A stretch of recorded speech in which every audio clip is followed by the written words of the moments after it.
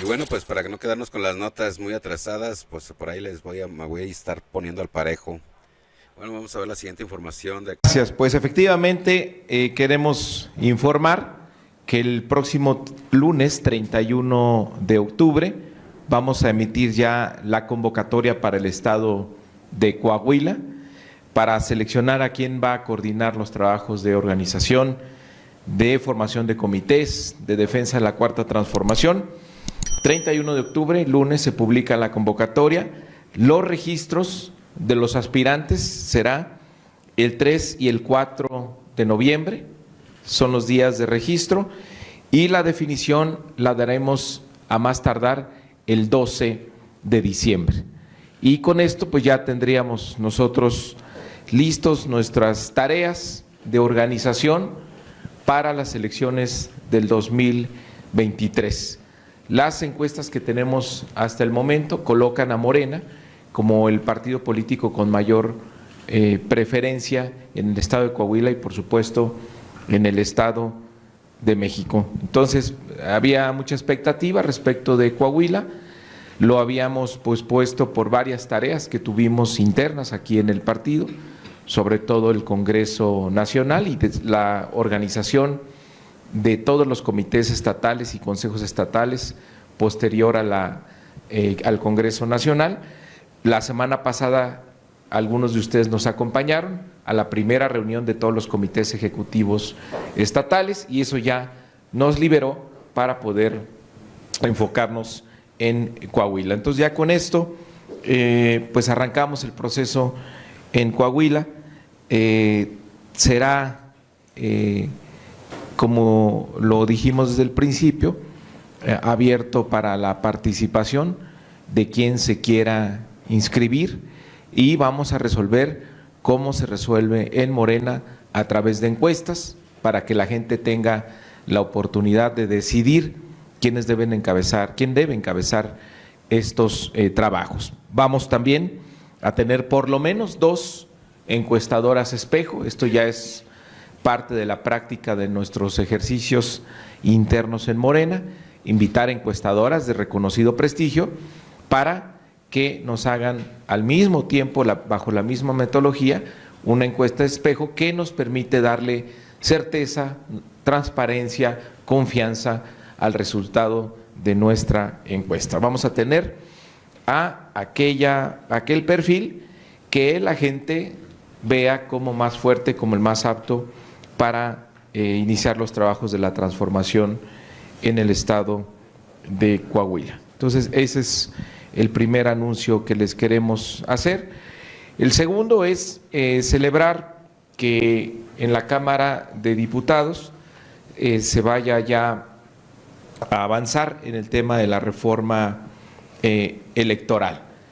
Hemos tenido información por parte del coordinador de los diputados de Morena, el diputado Ignacio Mier, que hay 104 iniciativas, las van a juntar, a analizar todas, a rescatar lo más importante de cada una de ellas. No solo se va a analizar la iniciativa del presidente de la República, sino por lo menos otras 50 iniciativas que son constitucionales y otras 54 que son secundarias. Pero nuestra mayoría, como siempre lo hemos dicho, no es una mayoría que aplasta, es una mayoría dialogante y revisará lo mejor de esas iniciativas. Es importante destacar que necesitamos una reforma electoral que no le vaya a quitar legitimidad al proceso del 2024, sobre todo porque es claro, es evidente que todas las encuestas hasta el momento nos ponen como que Morena va a ganar la presidencia en el 2024. Entonces no vamos a hacer un ejercicio de reforma que ponga en duda la legitimidad de ese triunfo rumbo al 2024. No se trata de eso como lo ha querido vender Lorenzo Córdoba en la Comisión Europea para la Democracia, el Derecho o la Comisión de Venecia, como se conoce. Por el contrario, es darle todo el poder al pueblo, es garantizar un órgano donde exista mayor imparcialidad, donde haya auténticos árbitros, que no haya ningún interés ajeno a el desarrollo libre y democrático de nuestro país. También, por supuesto, es una oportunidad importante para que haya menos burocracia y haya más democracia, para regular el tema de las acciones afirmativas, reafirmar el tema de género y que haya independencia absoluta de los consejeros y consejeras electorales. Entonces, pues vamos a hacer un ejercicio que le reste legitimidad a un proceso que pues claramente vamos en la ruta de la victoria. También en días pasados hemos tenido, ha sido público en las redes, un diferendo entre el coordinador de los senadores, Ricardo Monreal, y la gobernadora Laida Sansores. Yo coincido con el presidente de la República que cuidemos mucho no pelearnos entre nosotros, entre los integrantes de Morena. Nada le favorece más a la oposición, nada le favorece más a los conservadores, a la derecha, que nuestro movimiento se divida, que estemos peleados entre nosotros. También coincidimos que la vida pública debe ser cada vez más pública, pero que no cometamos ninguna imprudencia, que tengamos madurez política, que como nos pide siempre el presidente, pues tengamos una relación fraterna entre nosotros. Entonces, pues ahí me sumo al llamado a la unidad que hizo el presidente de la República y que no se vaya a provocar algún diferendo. No creo además que esto tenga que ver en absoluto con el 2024. Yo no creo que haya ningún tipo de relación, pero pues sí hay que cuidar todos la unidad del movimiento. Es una tarea que nos corresponde a todas y todos. Bueno, también en este encuentro que se celebró en España, el presidente Zedillo y Calderón, pues ahí coincidieron en criticar al gobierno del presidente, pues ellos presumían que en sus periodos les había ido mejor que lo que va de la administración del presidente Andrés Manuel López Obrador. Fíjense, seleccioné algunos indicadores, ¿no? Porque además ellos presumían que sí sabían manejar la economía y que eran demócratas. Entrando primero al tema de resultados económicos, me parece que en el caso del crecimiento es difícil de analizar porque tuvimos el tema de la pandemia, un hecho inédito durante muchas décadas en la economía mundial, en la economía global, que hace difícil la comparación. Ahí tenemos un factor externo que nos impide poder hacer un comparativo. ¿De qué depende? Las variables que vamos a mencionar, pues de la acción del gobierno, es decir, se puede medir la eficacia del gobierno en el manejo económico a partir de las variables que el gobierno controla, por ejemplo, como lo es el tipo de cambio. El tipo de cambio durante la administración del presidente Zedillo, pues nos fue muy mal, tuvimos la crisis del 1994, en el periodo de diciembre de 94 a más o menos diciembre del 98, la caída fue de una devaluación del 65%, una depreciación del 65.3%. En el caso de la administración de Calderón también hubo una caída del 11.3%, y hoy estamos viviendo uno de los periodos más largos de estabilidad cambiaria que hayamos visto desde los gobiernos neoliberales hacia acá. Si tenemos una estabilidad, prácticamente no se ha movido el tipo de cambio, al contrario, hay una pequeña apreciación del 1%. También otra cosa, otra variable económica que depende del gobierno es el salario mínimo. Durante muchos años, muchas décadas, por lo menos 3, los gobiernos neoliberales establecieron la idea de que no podía incrementarse el salario mínimo por encima de la inflación.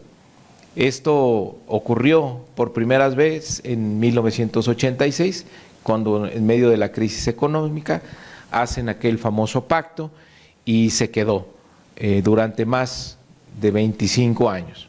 Esa práctica de no aumentar el salario por encima de la inflación, que llevó a una pérdida del poder adquisitivo del salario mínimo de más del 75%, y eso llevó a una polarización en la distribución del ingreso y un aumento de la pobreza en México.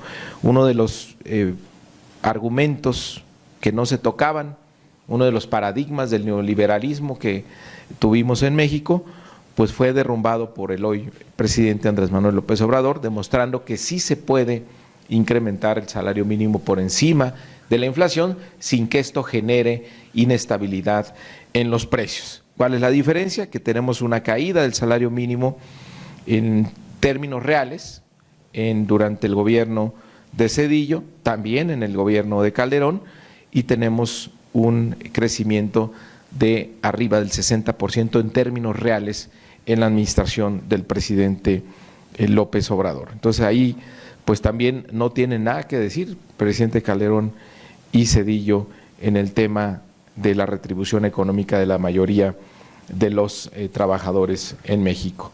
También pues en tema de la deuda, pues ni qué decir de Zedillo, que es el padre del FOBAPROA, una deuda que nos endilgó a los mexicanos, a esta generación y varias generaciones hacia adelante, de más de 20 puntos del PIB. Es el campeón de la deuda en nuestro país, el presidente Zedillo, y de manera muy silenciosa, porque pocas veces se ha comentado, Calderón incrementó al doble la deuda. Lo que recibió el presidente Calderón de deuda lo llevó al doble durante su administración. Hubo un endeudamiento ahí silencioso, pero fue de prácticamente el 100%.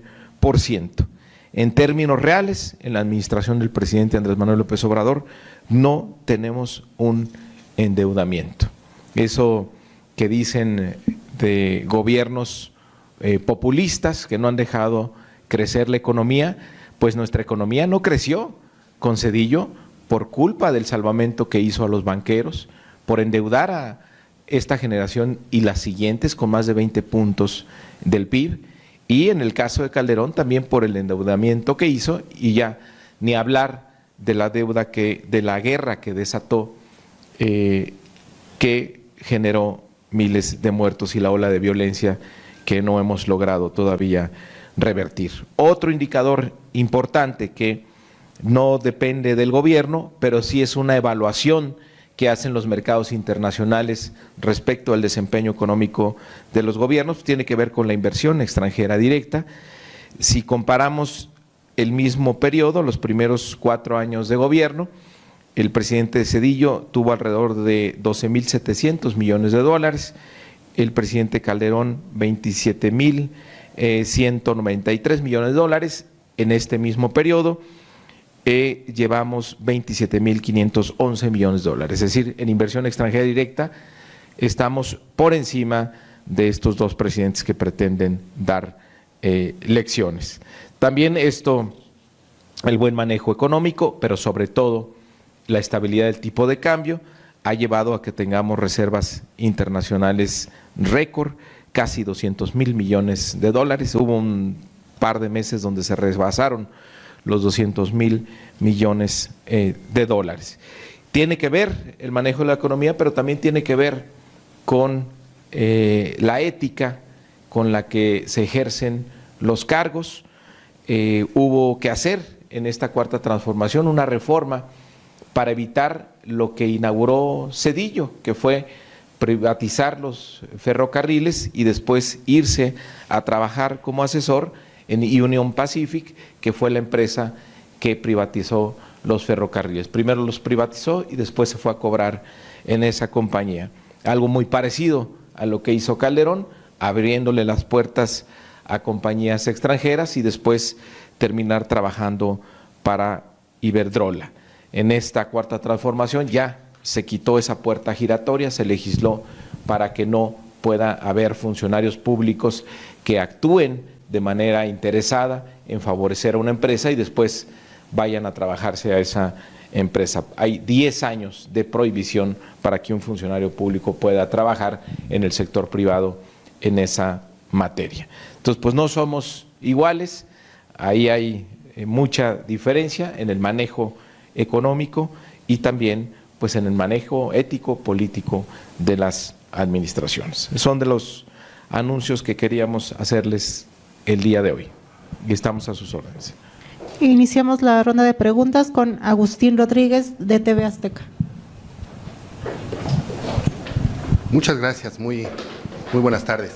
Yo quisiera preguntarle, uno de los temas que tocó es el de Laida Sansores, de los audios que daría a conocer hoy en el martes del Jaguar.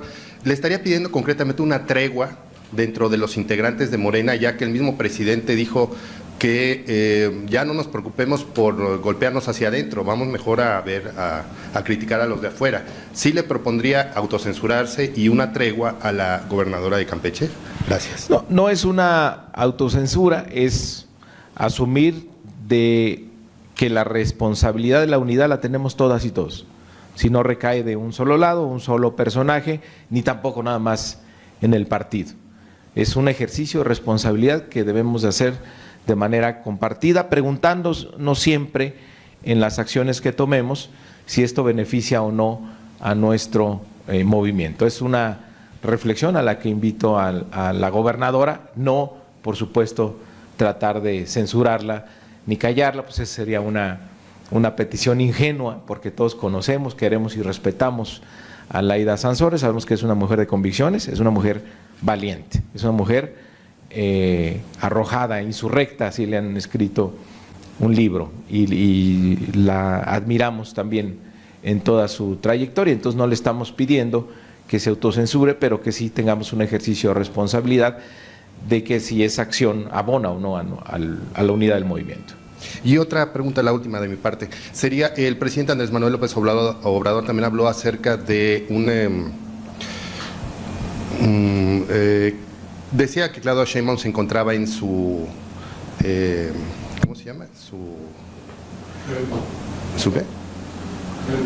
No feudo, sino perdón, cuando él muera, entonces ella iba, su testamento político, perdón, su testamento político. ¿Usted considera que si su testamento político ya está hecho el presidente Andrés Manuel López Obrador y si estaría por ahí contemplado alguien en especial? Gracias. Pues hay que preguntarle a Loret de Mola, que es el que dice que ya lo conoce, es el que dice que lo tiene.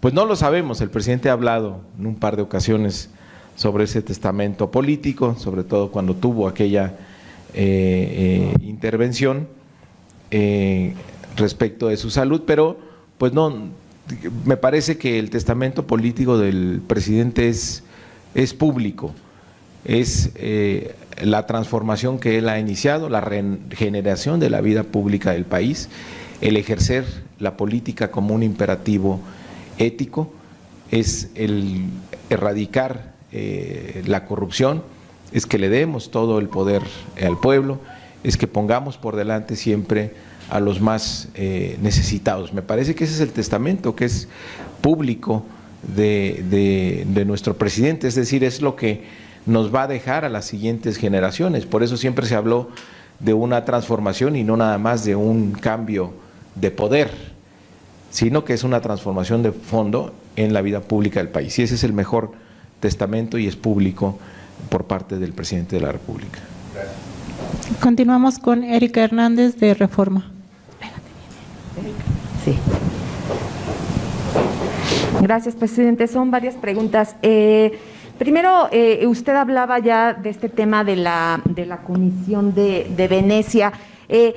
Preguntarle, hay cosas muy concretas que dice la comisión, como que esta reforma da más poder a Morena y es discrecional, no necesariamente dice que el pueblo va a elegir a los consejeros, sino que será el presidente y el partido en el poder porque son quienes van a elegir los perfiles que van a ser votados. ¿Cómo evitar esto? Por un lado, sobre ese mismo tema, ¿hasta dónde están dispuestos a negociar para que salga la reforma?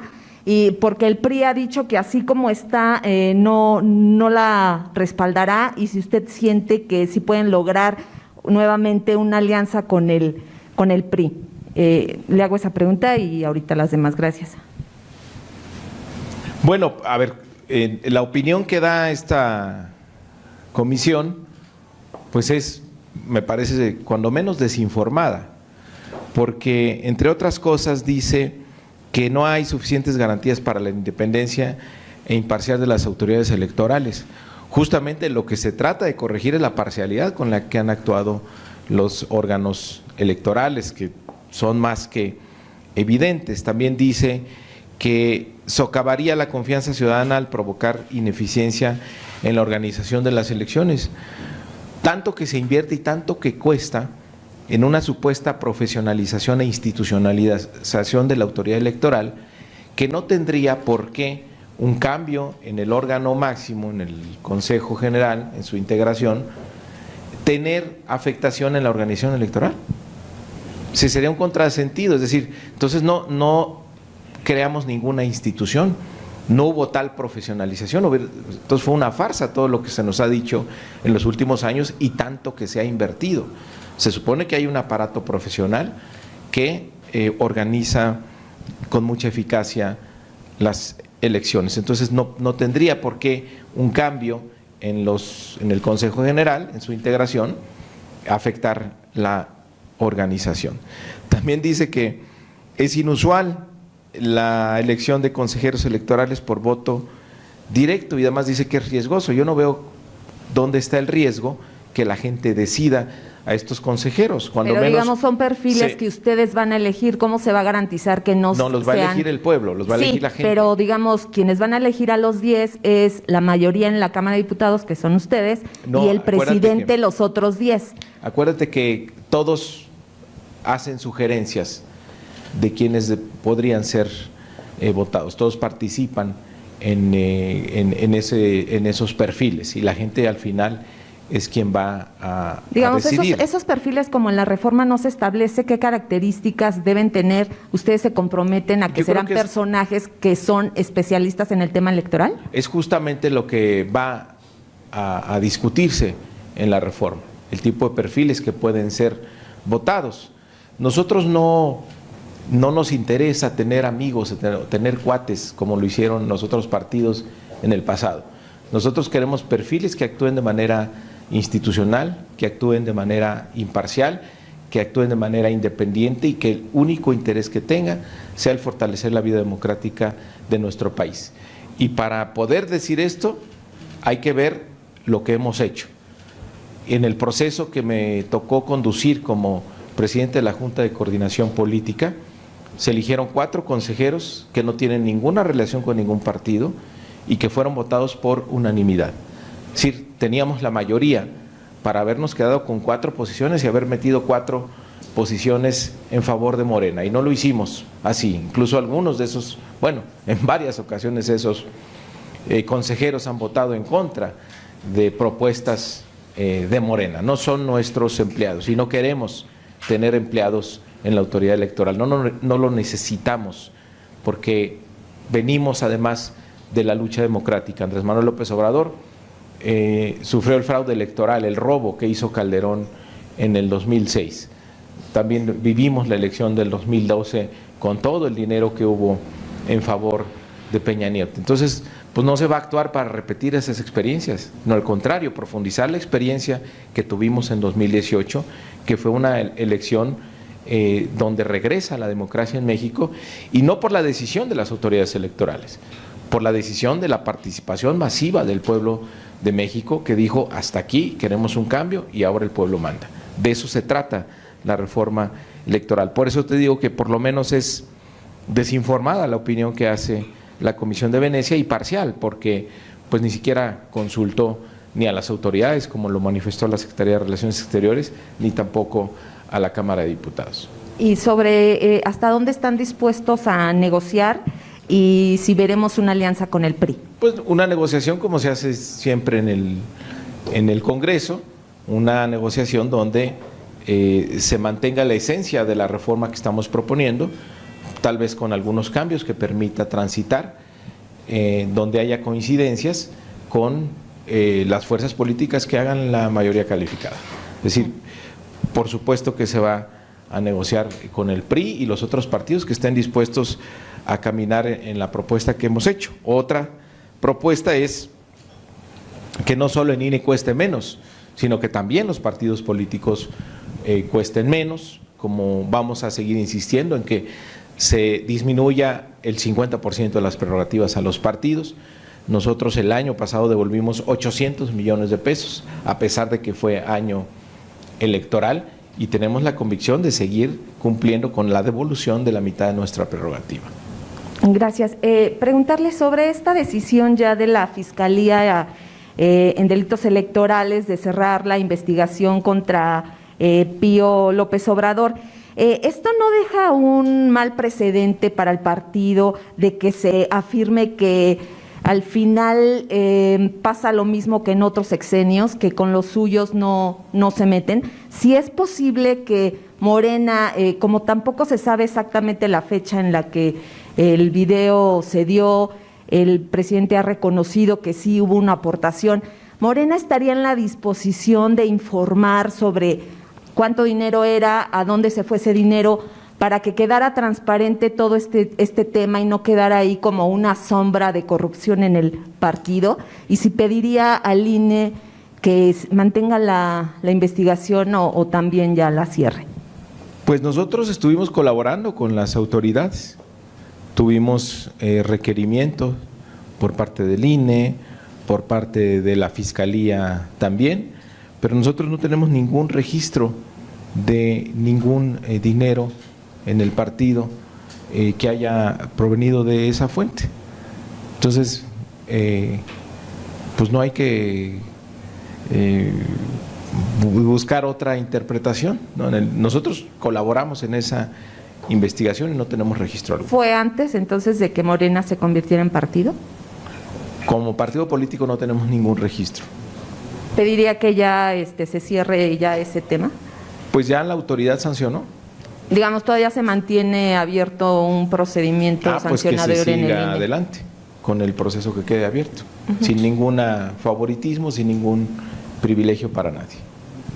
Presidente, y ya nada más serían cuestiones de forma. ¿Usted hablará directamente con Monreal y con Laida para apagar este enfrentamiento que hay? Y si también aprovecharía para hacer un llamado a las llamadas corcholatas para que cese este fuego amigo. Pues vamos a buscarlos. Primero quisimos hacerles este llamado público y vamos a platicar con ellos. Tenemos muy buena comunicación con el senador Monreal y con la gobernadora Laida, pero les pido que cuidemos la unidad del movimiento. Había comentado que se iban a reunir con el presidente del Consejo Nacional en Sonora el miércoles, pero esto decía que eso lo iban a ver. ¿Ya hay una fecha? Sí, vamos el miércoles. ¿Este miércoles? Sí. ¿Será en la tarde o cómo? En la será? tarde, una vez que termine el gobernador con sus actividades y pueda dedicarnos el tiempo para conversar con nosotros. Van los presidentes de los consejos en todos los estados, van los presidentes de los comités ejecutivos, va el comité ejecutivo nacional, algunos de sus integrantes, y es una reunión de trabajo inédita, te diría, porque hace muchos años que no teníamos los órganos de conducción del partido completos. Vamos a establecer unas líneas de trabajo y a tener un mecanismo de comunicación permanente con el gobernador Durazo, que como ustedes saben es el presidente del Consejo Nacional de Morena. ¿También irían los gobernadores y todos los consejeros nacionales? No. No es reunión de Consejo Nacional. Ok. Es reunión de los presidentes de los consejos en los estados y del comité ejecutivo en los estados. Es una reunión de trabajo, no es reunión de consejo. Y ya por último, la semana pasada había prometido que ese mismo día se publicaría, no aclaró si en la página o a través de qué medio, cuánto pagan de renta por este inmueble y cuánto pagan de renta por ya debe estar. por todos los inmuebles. Eso ya. Sí, debe estar ya es en el público. portal y ese mismo día quedó. Es un error, bueno, no un error, una mala decisión que tomaron en las áreas ¿Hubo administrativas. medidas al interior como para que este tipo de información no sea reservada? Plática Toda con el nuestra Comité de Transparencia. Toda nuestra información es pública. La razón te voy a decir por qué se reservó. Es una petición muy vieja y se hizo después de que nuestras oficinas de Chihuahua, acuérdate que las tomaron de manera violenta, siguen ahí estos 3 o 4 personas, ya vamos a cumplir 2 años de que las ocuparon, ahí están muy felices, ahí que se queden. Y acabamos de rentar esto, entonces por eso arguyeron el tema de seguridad, porque no queríamos que se diera a conocer luego dónde estábamos, porque a lo mejor venían aquí esas personas otra vez a no dejarnos trabajar, pero ya ellos están muy... Esa fue la razón por la que se reservó, evidentemente eso no tiene ¿Y ya no es ningún necesario sentido. tomar medidas contra los que están tomando No tiene las instalaciones? ningún sentido, entonces por eso ya son públicos, ¿no? Hasta, sí, todo es público. ¿Y no es necesario ya tomar medidas contra quienes tienen tomadas las instalaciones? Pues yo de hice Chihuahua? una denuncia ante la Fiscalía de la Ciudad de México por despojo. Pues están ocupando ilegalmente esa casa donde ya casi van para 2 años, pero pues ahí que se queden. Ok, muchas gracias. Muchas gracias a ustedes. La siguiente pregunta es de Roberto Garduño de La Jornada. Gracias. Buena tarde. Nada más, se ha desenvuelto una campaña contra Morena en los últimos días acerca del homicidio de uno de sus consejeros en Guadalajara. Quisiera conocer tu opinión respecto a esto, es decir, ¿qué opinión te merece que haya sido un consejero y la forma en que murió? Bueno, tenemos, primero decir, tenemos 3 millones de militantes, tuvimos 3,000 congresistas el pasado 17 de septiembre, por lo que es público, es una persona de Zacatecas, donde fue candidato un par de veces por Movimiento Ciudadano. Al parecer lo invita el profe Michel, presidente municipal de Vallarta, a participar en su gabinete, es responsable de aguas, después participa en el Congreso Nacional de Morena, y un periódico ya lo hizo hasta aspirante a la gobernatura de Jalisco, pero creo que él es de Zacatecas. Pues es lamentable que haya ese tipo de hechos violentos. Fue un congresista esa vez de Morena, pudo haber sido militante de cualquier otro partido, que se investiguen las razones por las cuales ocurrió este asesinato y ver cuáles son las razones de por qué fue ultimado de esa manera, ¿no?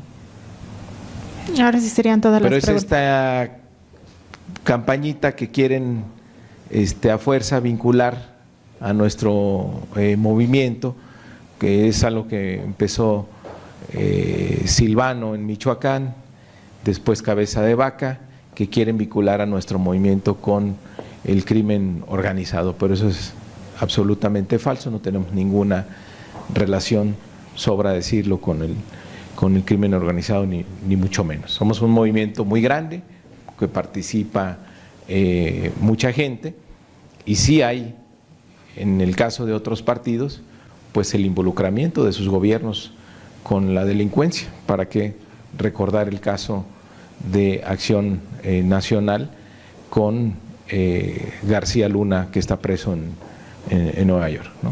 Y me piden ahora sí una última pregunta, Andrea Meras de Grupo Fórmula. Hola, buenas tardes, Mario.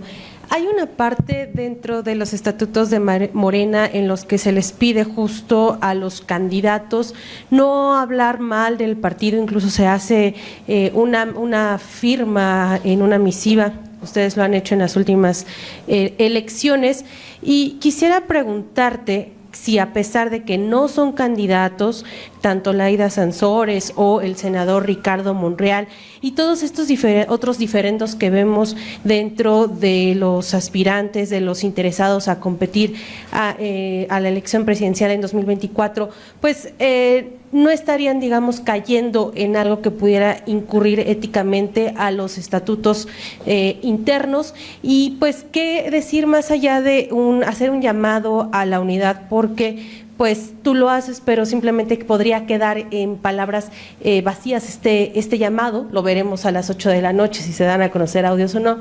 Pero, ¿qué más harías como dirigente nacional? Muchas gracias. Bueno, justo los estatutos dicen que la derecha siempre va a tratar de alentar el conflicto o la disputa entre nosotros. Entonces, que debemos estar conscientes de no afectarnos entre nosotros, sino tener un comportamiento fraterno, porque es muy grande lo que nos une como para dividirnos. Y lo mejor que le puede pasar a la derecha, a los conservadores, es que nosotros nos dividamos, o que nos presentemos como un partido que tiene enormes diferencias entre sus integrantes. Somos un movimiento plural, pero esa pluralidad es nuestra fortaleza, no una debilidad. Por eso llamo a la corresponsabilidad, porque la unidad nos toca fomentarla a todas y cada uno de nosotros con nuestras acciones, y hay que pensar siempre si lo que estamos haciendo beneficia a nuestro movimiento o más bien va a terminar beneficiando indirectamente